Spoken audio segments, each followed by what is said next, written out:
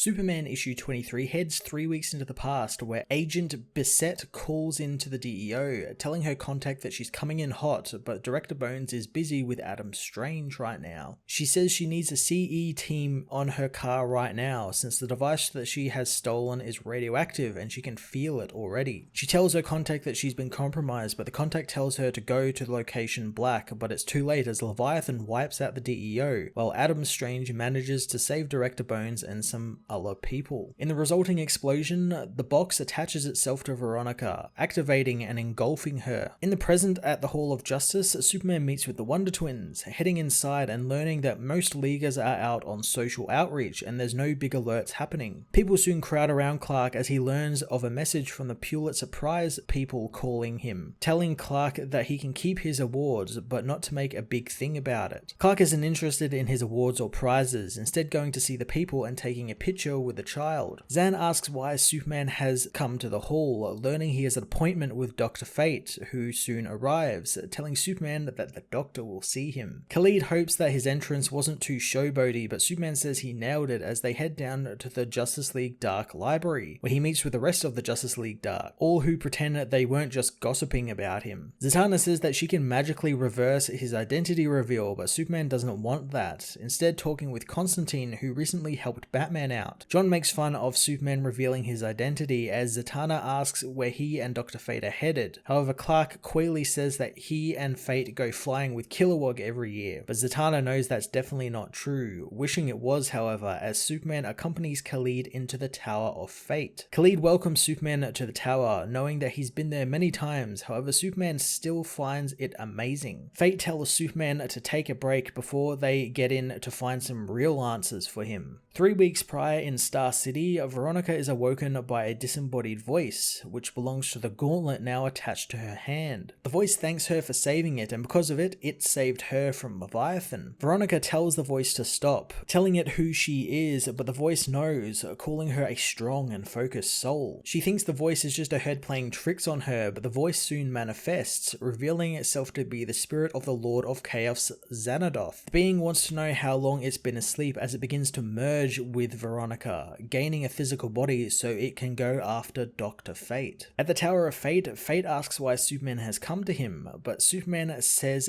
he was told that the magician wanted to meet with him. Khalid says that it was overdue, knowing Superman has a history with Kent Nelson and how he wanted to speak with the hero on solid ground, not in the middle of some event crisis. He reiterates that Superman chose to come to him today, and Superman says that their mutual teammates want to make sure that he's not being compromised somehow. Khalid asks what does Superman want in this situation, so Clark says that he would like a mystical checkup of sorts, saying it was really his wife who sent him to see Dr. Fate, mainly out of love and worry for him. Dr. Fate gets to work, pulling out all the different aspects on Superman with his powers, reassuring him that the spell won't hurt him as he asks general questions about Superman's eating and sleeping habits. Khalid removes his helmet as Superman says that despite his powers, he does indeed need to eat and sleep, just not very often. He knows he really does need sleep every few years or he kinda becomes a little cranky. Khalid apologizes for the personal questions, but he was a pre-med student before becoming Dr. Fate and Superman fascinates him. He formally introduces himself to Superman, who says he thinks Batman, his wife and others are concerned with other things besides his well-being, thinking maybe there is some mystical interference at play with him. Khalid says that he's not picking up any as Superman thinks of what else they could test for. The day before, Veronica goes to London to meet with Madame Xanadu, telling her she represents Xanadoth. Xanadu wonders if there's any relation to her, however Veronica is there hoping that she would tell her where the breastplate of Hoku is. Xanadu wonders what she would need the breastplate of Hoku for, but Veronica says that it's for a project for her boss. Suddenly Xanadu's shop explodes, as in the present, Clark tells Khalid about his biological father Jor-El taking his son into space, saying John was desperate to go. Khalid doesn't know how his real father is back alive after Krypton exploded, and Superman says that it's quite complicated, but he wanted and his son wanted to experience things, and he wished he could have as well. Khalid questions Jor-El losing his son, but Superman explains that space is a rather tricky place. Khalid still can't believe what happened to Superboy, but Clark says he's okay now and he's off on college of sorts, one Khalid hasn't heard of since it's 1,000 years in the future with the Legion of Superheroes. He asks why Clark let him leave again, and Clark says that he's old enough to make his own choices and he needs his own path away from him. Clede knows he let John go and he hates it, telling him that it's okay for Superman to be frustrated with things like this. Superman lets it all out, saying that after all of the diapers and age-appropriate tantrums John had and trouble he got in with Robin, all he wanted to do was watch his son grow up, and finally he was becoming a young man that he could mold and talk to. Clede knows that was all taken away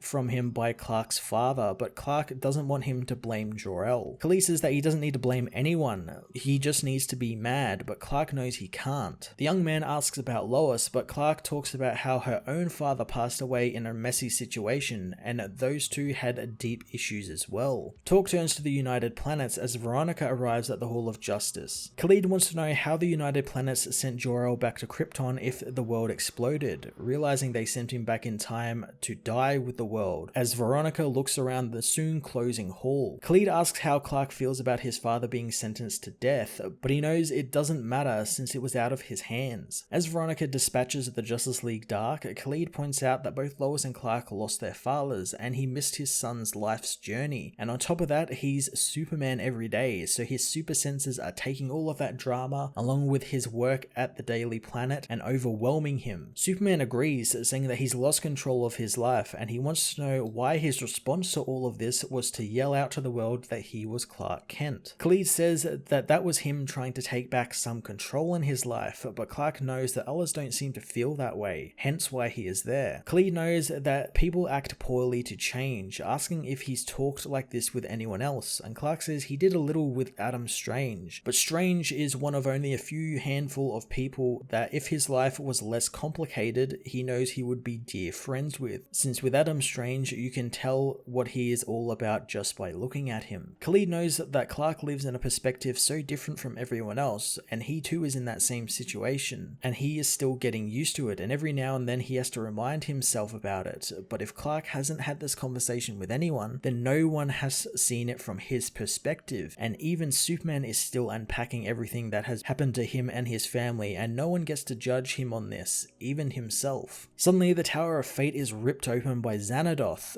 who confronts Dr. Fate, shocked that they can just approach Fate like this, since they never used to be able to. The being tells them who he is, and that he is the true owner of the Helmet of Fate. Superman issue 23 was an utterly fantastic issue that saw Bendis craft a really awesome story around Superman unpacking everything that has happened in his life up until now. I really enjoyed that it was a little bit of a meta commentary as well on the fans who can't seem to understand that stories and plots won't all be told in the one issue. They won't have a beginning, middle and end in one issue. They take their time to build up before there is kind of like a breaking point, which in the case of Bendis' Superman was Superman revealing his identity. Khalid's role as well here as a therapist of sorts for Clark to sort of vent on was really a nice touch as well, and I'm looking forward to more of this branching out of here, as well as the Xanadoth stuff, although right now it's kind of being played as a B-plot, which is actually quite a lot of fun since not a lot of huge world-ending threats like a Lord of Chaos coming for Dr. Fate's helmet is played as a B-plot, so it's a nice change of pace that's how it's being structured. I'm going to give this issue a 9 out of 10.